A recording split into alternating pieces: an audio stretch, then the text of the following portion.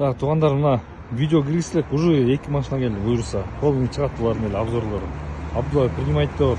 Бул жакта чөптөрдү кыркып, мыркып көрөчү. Полный иштер жүрүп атат ичине. 1, 2, 3, 4 жакта карниval менен 5 машина калды. Калганына машиналар келип атат буюрса. Азыр бүт барын тартып туруп киргизебиз. Бүгүн эмес да уже туугандар, эртеңки калды, потому что бүгүн уже поздно болуп калды да. А так под фарами все горят. Этот, если он чуть там поставит 2-3 дня, когда заводит, все нормально, все нормально. Никаких нету ничего, все нормально. Что там, брат, по своей комментарий скажи.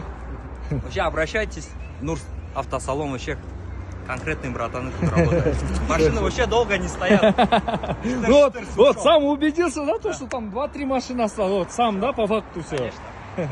Все, иншалла, бар алып келип атышат машиналар. Шлагбаумда туугандар. Көрүп атасыздар, Нурс автосалонду. Келе бересиздер, буюрса биз кызматтабыз. Ассаламу алейкум. Все, ассаламу алейкум, брат. Ага, рахмат.